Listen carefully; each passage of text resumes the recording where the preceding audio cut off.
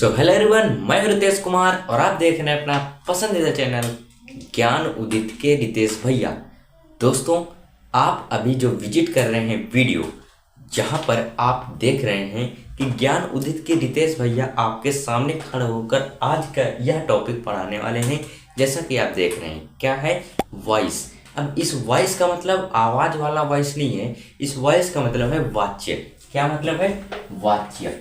तो आज हम संपूर्ण जानकारी इस टॉपिक पर लेने वाले हैं। और वाच्य का मतलब होता है कि यहाँ पर हम एक्टिव से पैसिव वॉइस जितने भी नियम होते हैं उनको बनाने के नियम इस वीडियो में जानेंगे और कुछ प्रैक्टिस भी करेंगे इसी वीडियो में इनसे संबंधित एक्सरसाइज की।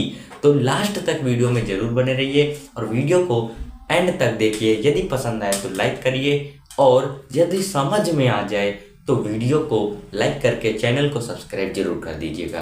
तो आइए ज़्यादा बकवास ना करके अब हम अपने इस वीडियो को स्टार्ट करते हैं। तो देखिए यहाँ पर एक्टिव से पैसिव वॉइस बनाने के कुछ नियम हैं जिनको आपको जानना बहुत ज़रूरी है।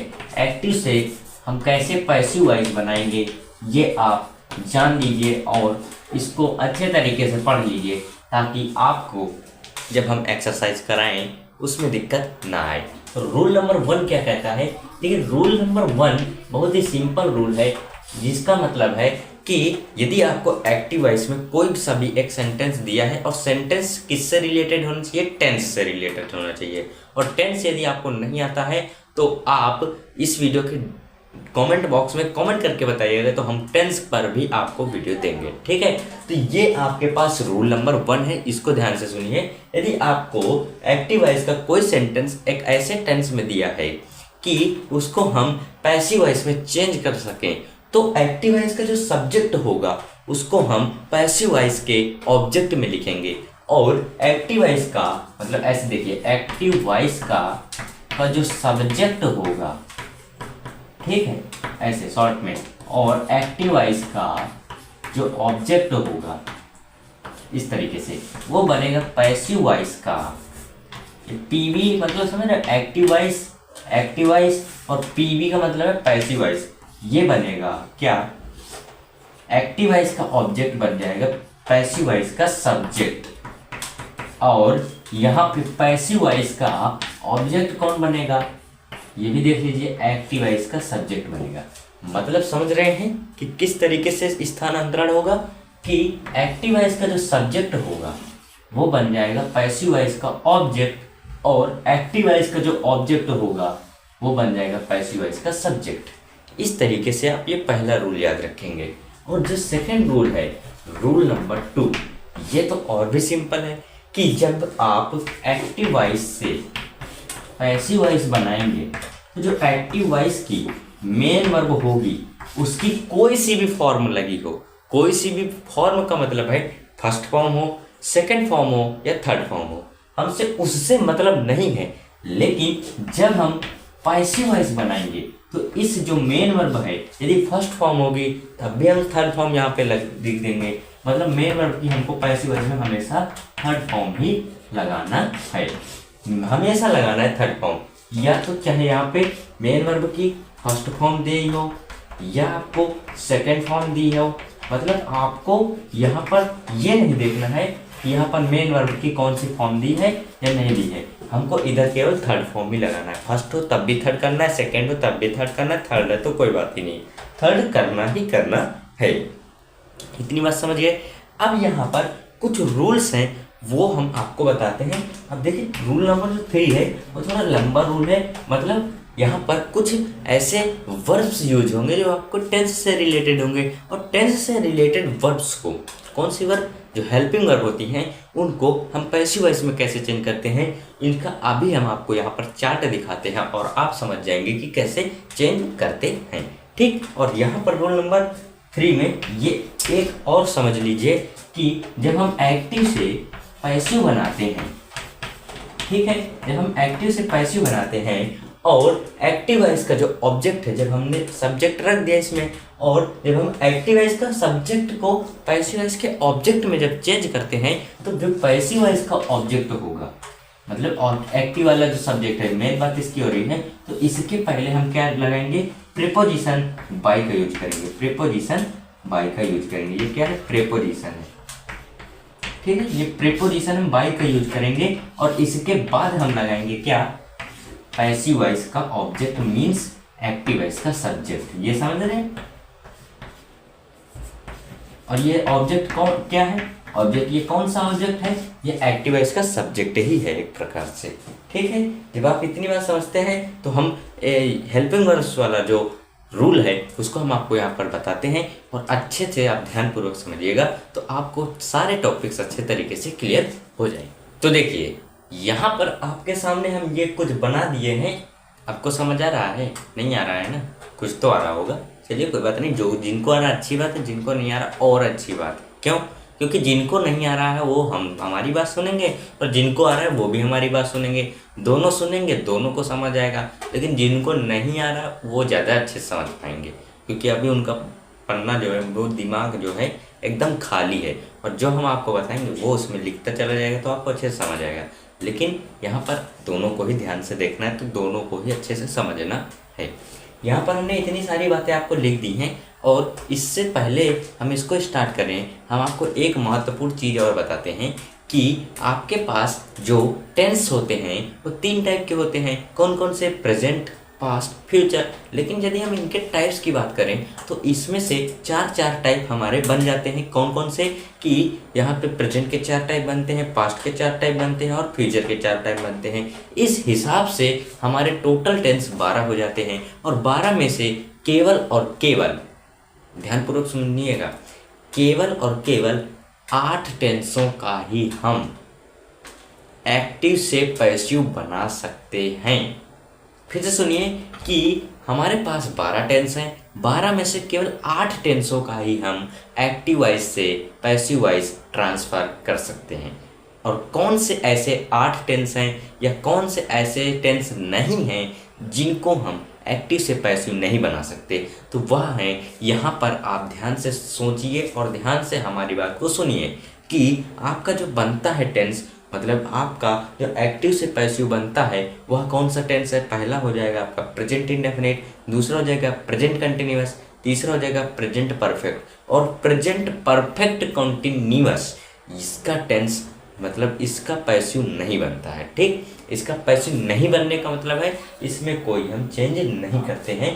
यहाँ पर जैसा कि आपने ये देख रखा है ये वाला, कि ये हमारे पास ये प्रेजेंट इंडेफिनिट की है, ये पास्ट प्रेजेंट कंटिन्यूअस की है, ये प्रेजेंट परफेक्ट का है और ये प्रेजेंट परफेक्ट कंटिन्यूअस का हैज बीन और हैव बीन। तो इसका हमने क्रॉस लगा रखा है, मतलब इसका कैमरा हिल गया ना, कोई बात नहीं, मतलब इसका क्या है, इसका यहाँ पर पैसिव नहीं बनेगा, ठीक। अब नेक्स्ट आएंगे तो पास्ट इंडेफिनिट का इसका पैसिव बनेगा, पास्ट कंटिन्यूअस का भी बनेगा, पास्ट परफेक्ट का भी बनेगा, लेकिन पास्ट परफेक्ट कंटिन्यूअस का नहीं बनेगा।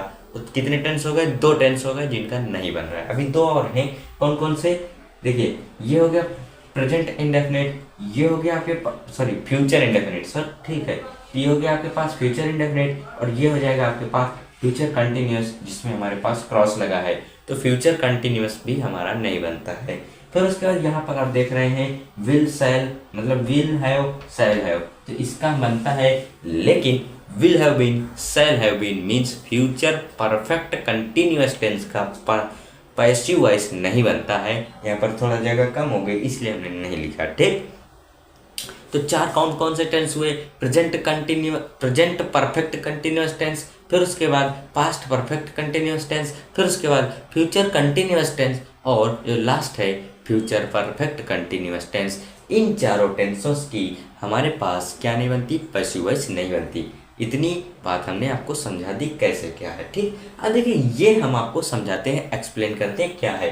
देखिए जब भी आपके पास ये किस टाइप से लिखे, एक्टिव वॉइस की तरफ से, और ये हमारे पास लिखे पैसिव वॉइस की तरफ से, ठीक है।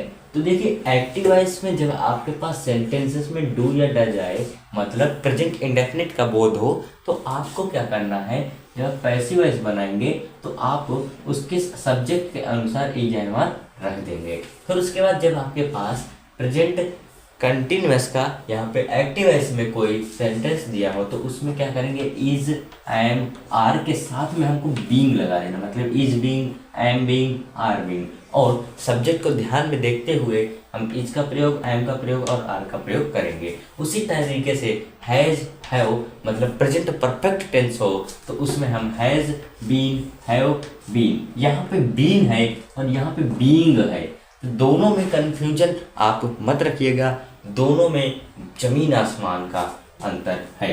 ये बीइंग है और ये बीन है, दोनों बहुत फर्क है, दोनों में बहुत फर्क है, ठीक है। अब नेक्स्ट देखेंगे, ये हमारा पास्ट इंडेफिनिट की वर्ब है, ये पास्ट कंटिन्यूअस की वर्ब में चेंज हो जाएगा। फिर यहाँ पर यदि पास्ट कंटिन्यूअस किया जाएगी तो इसके साथ में हम वाज बीइंग यूज कर देंगे या वर बीइंग यूज कर देंगे। इसी टाइप से जब आपके पास पास्ट परफेक्ट का आएगा तो इसको हम पास्ट परफेक्ट कंटिन्यूअस में चेंज कर देंगे। और यदि पास्ट परफेक्ट कंटिन्यूअस में हमारे पास एक्टिव वॉइस आता है तो हम इसको चेंज नहीं करेंगे, बोल देंगे कि ये चेंज नहीं हो सकता है, अभी की जैसा हमने आपको बताया। और विल, शैल मतलब यदि आपके पास फ्यूचर इंडेफिनिट का है तो फ्यूचर इंडेफिनिट का आपको इस तरीके से फ्यूचर कंटिन्यूअस वाले हेल्पिंग वर्ब्स में चेंज कर देना है। और ये सभी हम आपको चेंज भी करके बताएंगे, इसलिए वीडियो के एंड तक बने रहिए, ठीक है। अब विल, शैल, बी, ये आपके पास फ्यूचर कंटिन्यूअस का दिया है, इसमें नो चेंज करना है, कोई सा भी चेंज नहीं करना है। फिर आपके पास फ्यूचर शैल मतलब विल, हैव, शैल, हैव, ये फ्यूचर परफेक्ट टेंस की वर्ब हैं और इसको हम चेंज कर देंगे फ्यूचर परफेक्ट कंटिन्यूअस में, जिसमें यहाँ पर आपके पास वर्ब लिखी है will have been, shall have been, तो ये आपके पास वर्ब लिखी हुई हैं। इस तरीके से आप चेंजिंग करेंगे। इसका आप यदि चाहें तो स्क्रीनशॉट ले सकते हैं, हम थोड़ा सा साइड हट चुके हैं, ठीक है। मानते हैं आपने स्क्रीनशॉट बेहतरीन तरीके से लिया होगा। देखिए, एक्टिव से पैसिव बनाने के लिए बस कुछ ही गिने चुने नियम थे जिनको हमने आपको बता दिए हैं, ठीक। यदि आप इतने ही नियम अच्छे से तैयार कर लेते हैं तो आपको कोई भी दिक्कत नहीं होने वाली है।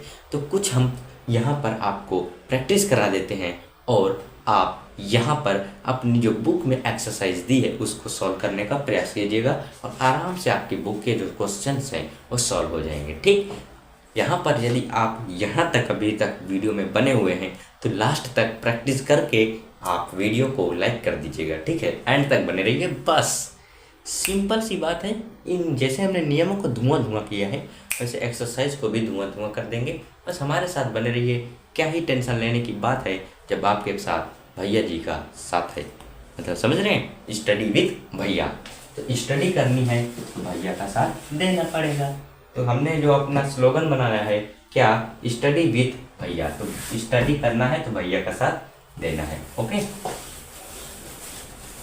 देनाइए। अब हम अपना जो अगला टॉपिक है, अगला टॉपिक मीन्स एक्सरसाइज है, उसको यहाँ पर आपके सामने डिस्कस करते हैं, जिसका आपके पास जो पहला क्वेश्चन है स्क्रीन पर देख रहे हैं, नहीं दिख रहा है, अभी दिखेगा तो अब दिख रहे हैं क्या, क्वेश्चन देख रहे हैं, हाँ। तो यही क्वेश्चन है, इनको हम आपको दिखाएंगे और करके दिखाएंगे। दिखाने का मतलब तो आप देख ही रहे हैं, लेकिन जब हम आपको करके दिखाएंगे तो और मजा आएगी। तो करके देखने के लिए आपको देखना पड़ेगा क्या, वीडियो। तो वीडियो देखते रहिए। देखिए, सिंपल प्रेजेंट मतलब यहाँ पर आपको जो 3 सेंटेंस दिए हैं प्रेजेंट टेंस के दिए हैं, कैसे ये आपको पहचानना आना चाहिए, ठीक है।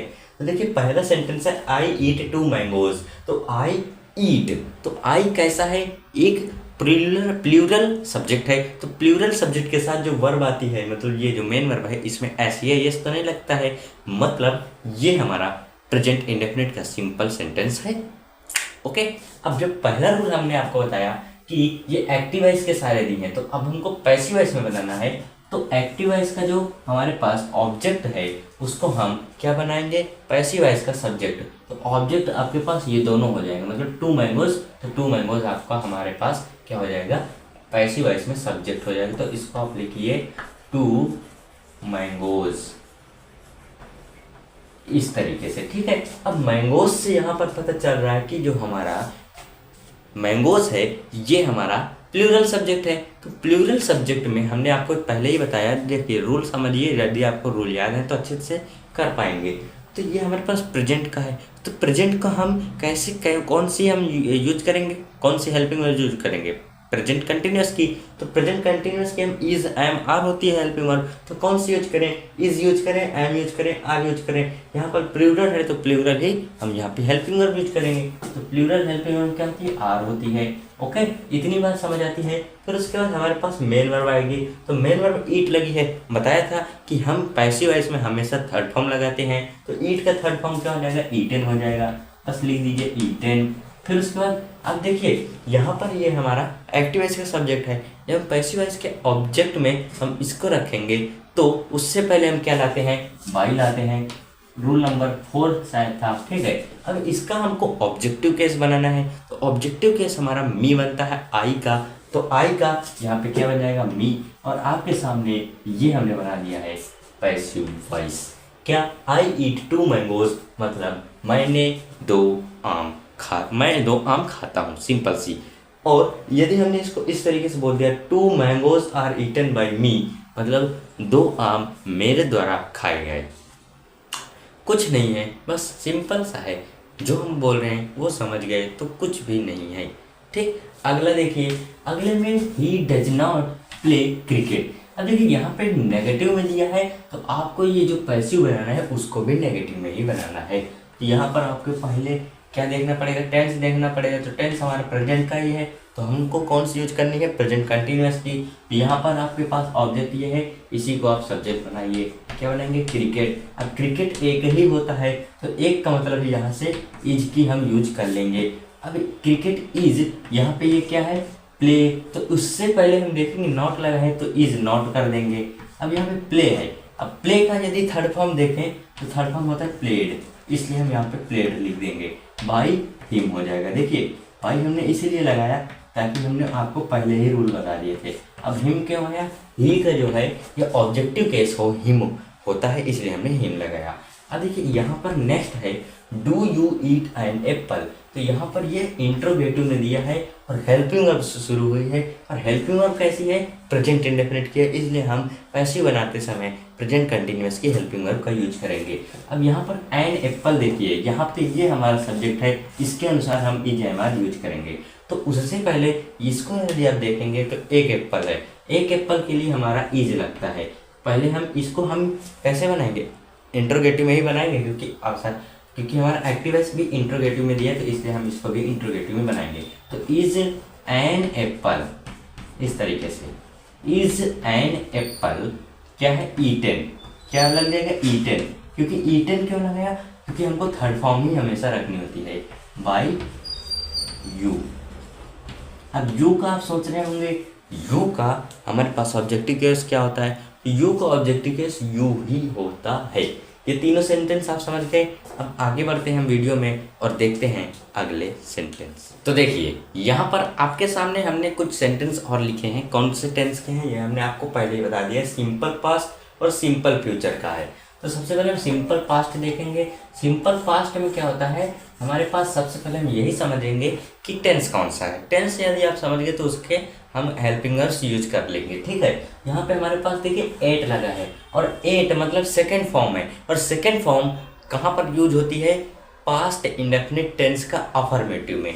यहाँ पर ये अफर्मेटिव का पार्ट है, इसलिए पास्ट इंडेफिनिट का है, इसलिए हम यहाँ पर पास्ट कंटिन्यूअस की हेल्पिंग वर्ब्स यूज करेंगे। और हम यहाँ पे ऑब्जेक्ट का देख के यूज करते हैं, क्योंकि ऑब्जेक्ट यदि हमारा सिंगुलर है तो सिंगुलर वर्ब यूज करेंगे, यदि प्लूरल है तो प्लूरल वर्ब यूज करेंगे। यहाँ पे फ्रूट्स है तो फ्रूट्स कैसा है? सिंगुलर है या प्लूरल? यहाँ पे आपको एस लगा हुआ है, तो यहाँ से ही आपको समझ आता है ये प्लूरल है।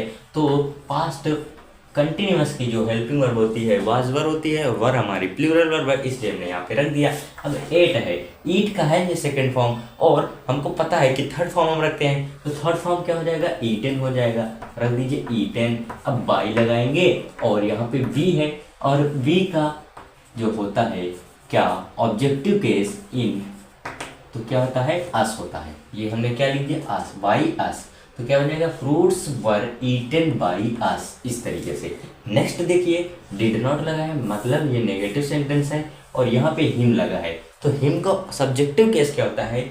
ही होता है। ये सारी चीजें आपको पता होनी चाहिए, प्रैक्टिस के साथ में आपको आ जाएंगी। अब ये डिड नॉट है, ये हमारा पास्ट इंडेफिनिट टेंस का है, तो हमको कौन से टेंस में बदलना है? मतलब कौन से टेंस की वर्ब यूज करनी है, पास्ट कंटिन्यूअस टेंस की। तो पास्ट कंटिन्यूअस की कौन सी वर्ब आएगी, वाज आएगी वर्ब वर्ब। तो यहाँ पे ही है तो इसलिए वाज आ जाएगा, और नॉट लगा है इसलिए नॉट लगा देंगे। अब देखिए लाइक है, लाइक का हमारे पास थर्ड फॉर्म क्या होता है, लाइक्ड होता है, और बाई यहाँ पे आई का क्या हो जाएगा, मी।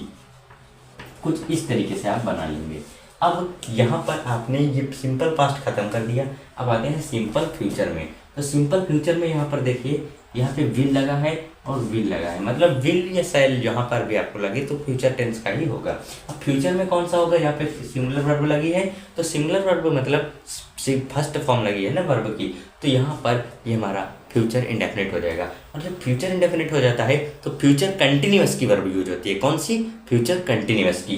तो ही, यहाँ पे ही नहीं लगेगा, देखिए यहाँ पे हमारे पास ऑब्जेक्ट ये है तो यहाँ से यह हम बनाएंगे, रूल सारे वही हैं, बस बनाना है आपको है। अब देखिए cricket will be played by him. देखिए ही का ऑब्जेक्टिव केस हिम, ही का ऑब्जेक्टिव केस हिम, इसलिए हमने यहाँ पे हिम लगा दिया। अब नेक्स्ट है they will not walk in the garden. तो इन दी गार्डन ये क्या हो जाएगा, इन दी गार्डन। अब बताइए इन दी गार्डन ये जो हमने यूज किया है ये कैसा है, सिंगुलर है प्लूरल, यहाँ से वर्ब से तो कोई मतलब ही नहीं है। तो विल है तो यहाँ पे लगा दीजिए विल नॉट बी। अब यहाँ पे विल नॉट बी लगेगा, ना कि विल बी नॉट, नहीं ये गलत हो जाएगा, इस तरीके से लगाएंगे। और यहाँ पे वॉक है तो वॉक का थर्ड फॉर्म वॉक्ड बाई। अब दे का हमारा जो ऑब्जेक्टिव केस होता है क्या हो जाता है, देम। देखिए सारे रूल्स आपके दिमाग में यदि होंगे तभी आप कर पाएंगे। ठीक, फिर से बता देते हैं, ये हमने ऑब्जेक्ट रखा है, फिर उसके बाद हमने वर्ब रखी है कौन सी टेंस की, अगले टेंस की, मतलब फ्यूचर कंटिन्यूअस टेंस की, फिर हमने थर्ड फॉर्म रख दी वर्ब मेन वर्ब की, और बाई हमारा प्रीपोजिशन है, देम हमारा ये इसका सब्जेक्टिव केस का ऑब्जेक्टिव केस हमने देम रख दिया है। सब्जेक्टिव केस क्या है, दे, और ऑब्जेक्टिव केस देम हो जाता है। इस तरीके से आपने ये सारे सेंटेंस कवर कर लिए हैं। अब आगे बढ़ते हैं वीडियो में। तो देखिए यहाँ पर अब आपके सामने हमने प्रेजेंट कंटिन्यूअस के कुछ यहाँ पे और पास्ट कंटिन्यूअस के कुछ हमने आपके सेंटेंस लिख रखे हैं, और इनको हम आपको कराते हैं, ध्यान से समझिए। ठीक है, ये सब लिखने में, एडिट करने में, रिकॉर्ड करने में हमको बहुत ज़्यादा मेहनत करनी पड़ती है, आप जैसा कि समझ पा रहे हैं। और अभी जो समय हो रहा है जब मैं इस वीडियो को रिकॉर्ड कर रहा हूँ, रात के 12 से लगभग 12 बज रहा है। ठीक है, तो यहाँ पर ये सारे मेहनत करने में किसके लिए कर रहे हैं, आप लोगों के लिए कर रहे हैं। यदि आप नहीं पढ़ेंगे ध्यान से तो फिर कैसे चलेगा, इसलिए ध्यान से समझिए और वीडियो के एंड तक बने रहिए। दोस्तों को ज़रूर शेयर कीजिए, क्योंकि यदि आप अपने को देख रहे हैं तो दोस्तों को भी देखना चाहिए।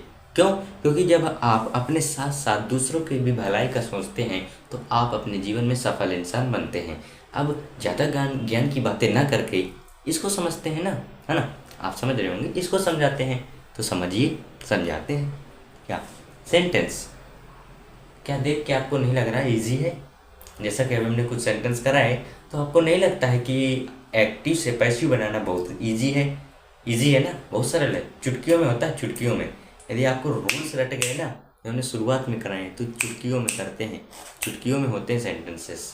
ठीक, अभी चुटकी मत बजाइए, सवाल कीजिए आप और मैं दोनों। ठीक, हाँ, तो ज़्यादा बातें ना करके अब सवाल पे आते हैं।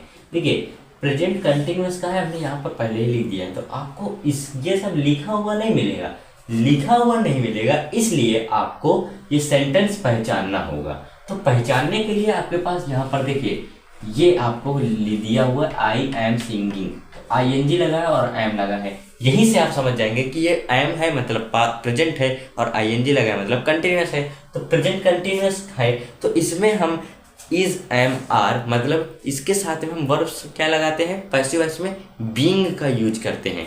तो is being, am being, are being, according to object of active voice. तो एक्टिव वॉइस का जो ऑब्जेक्ट है वो है अ सॉन्ग, तो अ सॉन्ग लिखा। अब ये एक सॉन्ग है इसलिए हमारे पास इज आएगा और बीइंग आ जाएगा साथ में ही, बीइंग आएगा। यहाँ पर पॉइंट नोट करिए कि बीइंग आएगा, नॉट बीन, बीन नहीं आएगा। ठीक, ये बीइंग आएगा। उसके बाद सिंग्ड, अब यहाँ पे सिंग, संग, संग होता है, ना कि सिंग्ड होता है। क्या आप भी सोचे थे कि सिंग्ड होगा? नहीं भाई, संग होगा। तो SUNG, बाई मी, सिंपल।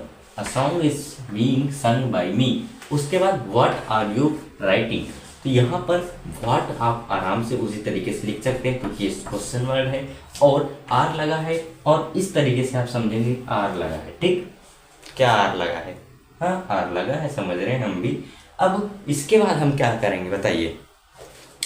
अब इसके बाद हम यहाँ पर इज बीइंग यूज करेंगे। क्यों क्यों इज बीइंग यूज करेंगे?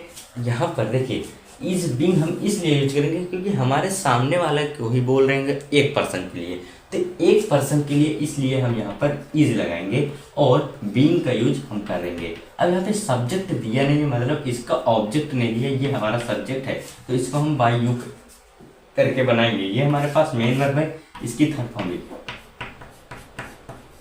रिटन बाय यू, और क्वेश्चन मार्क लास्ट में जरूर लगाएंगे। इस तरीके से ये हमारा सेंटेंस बन जाएगा। अब आएंगे पास्ट कंटिन्यूअस में, तो वाज जैसे ही देखेंगे पास्ट कंटिन्यूअस पहचान लेंगे, तो क्या बनेगा इसका बताइए? अबुल वाज बीइंग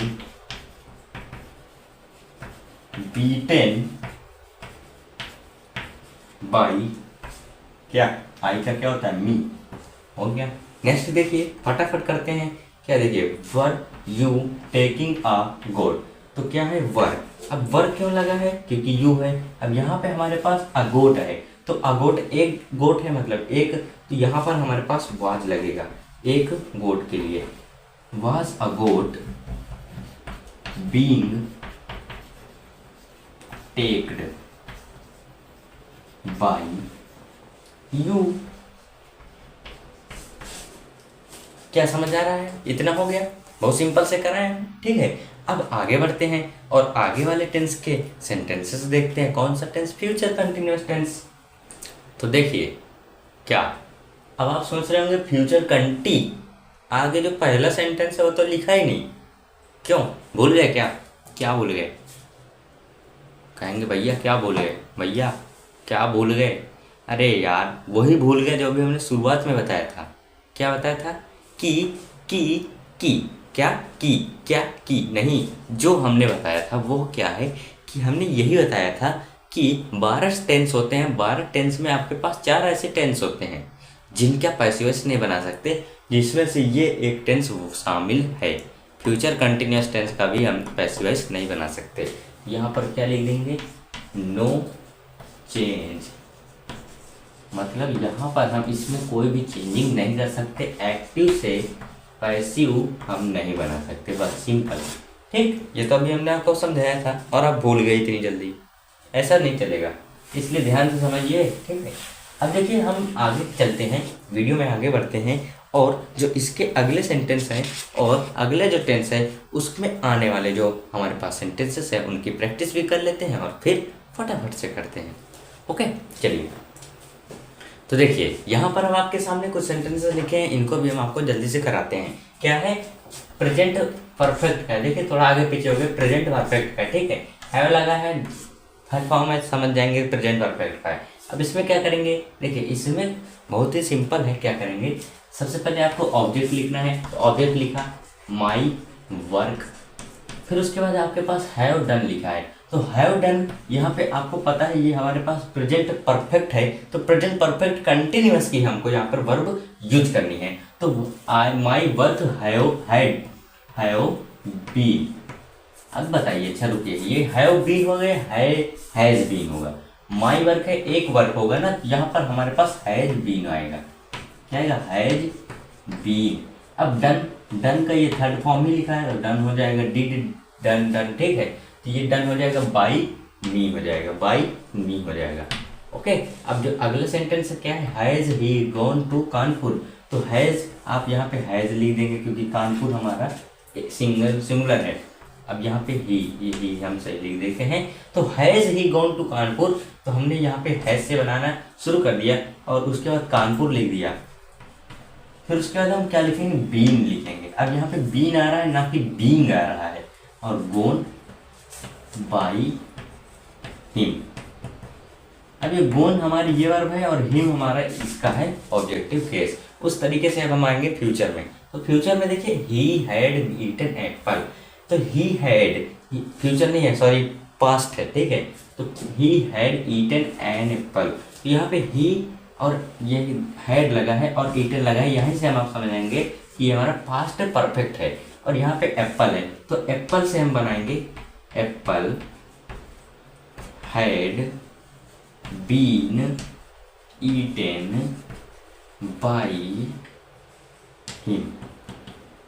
ओके, अब नेक्स्ट देखिए why had she not beaten him, तो यहाँ से वाई हम आपको लिख के दे देंगे और उसके बाद यहाँ पे हिम है, तो हिम का सब्जेक्टिव केस क्या होगा, ही होगा।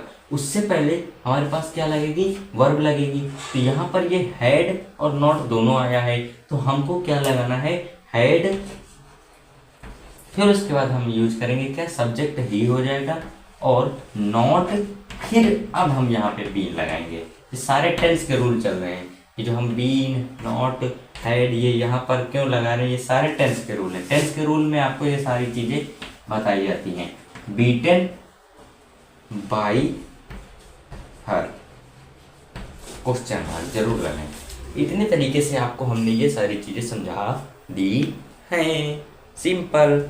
ओके, आइए अब हम नेक्स्ट देखते हैं जिसका नाम है फ्यूचर परफेक्ट टेंस।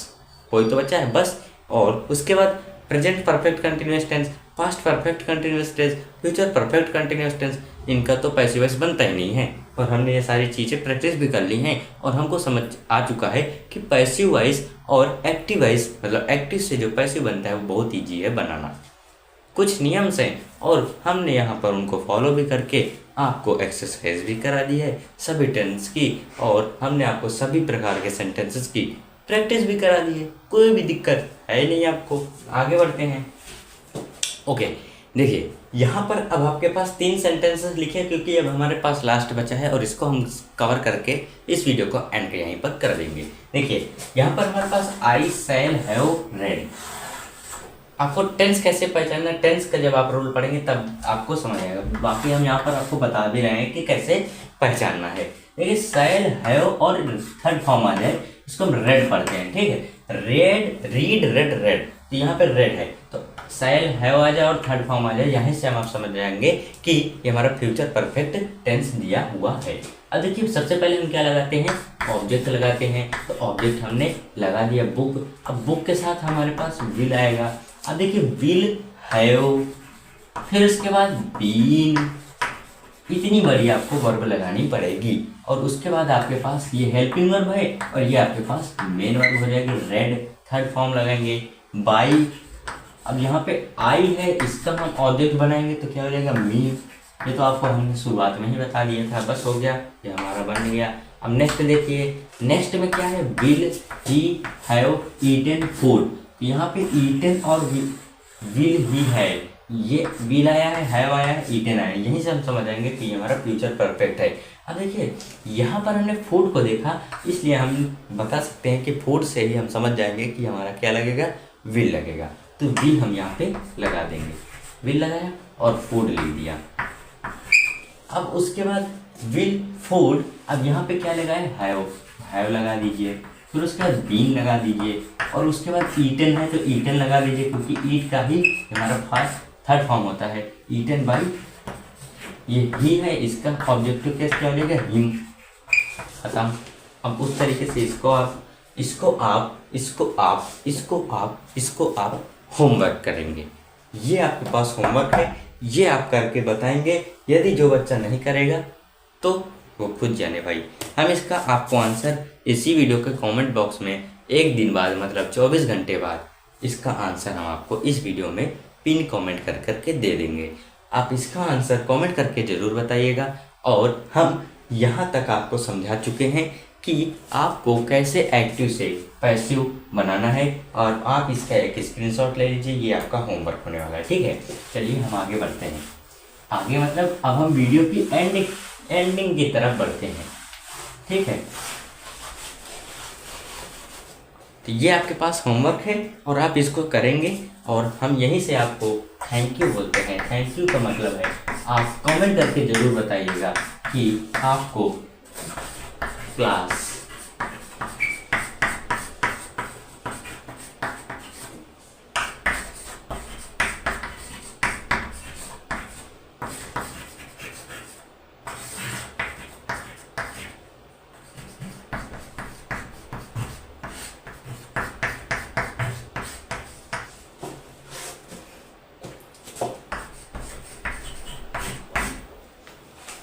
तो देखिए यहाँ पर ये आपके पास होमवर्क हमने दे दिया है और आप इसका आंसर दीजिएगा कमेंट करके।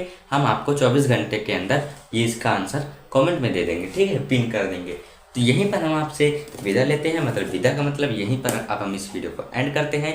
आशा करते हैं इस वीडियो में बताई गई हर एक बात आपके कान, आपकी खोपड़ी, आपके मस्तिष्क, आपके हर एक चक्षुओं तक पहुँच गई होगी। मतलब आपको अच्छे तरीके से ये चीज़ें सीखने को मिल गई हैं और अच्छे तरीके से आप इसको सीख चुके हैं। अब हम मिलते हैं जल्दी आपसे नेक्स्ट क्लास में। और आप इस वीडियो के कमेंट बॉक्स में ये भी बताइएगा कि आपको क्लास कैसी लगी। कमेंट करके बताइए क्लास कैसी लगी, ठीक। ये सब हम आपके लिए लिखते हैं, तो बताइए ना कैसी लगी, ठीक है। जो बच्चा अभी तक वीडियो को देख रहा है उसके लिए बहुत बहुत धन्यवाद। और इसी तरीके से आप पढ़ते रहिए और हम आपको इसी तरीके से निरंतर वीडियोस देते रहेंगे और साथ ही साथ आपके एग्ज़ाम के लिए ऐसे मजबूत कर देंगे कि आप अपने एग्ज़ाम को फोड़ कर आएंगे। तो चलिए अब हम मिलते हैं जल्दी आपसे नेक्स्ट क्लास में। तब तक के लिए जय हिंद, जय भारत, ऑल द बेस्ट। ये तो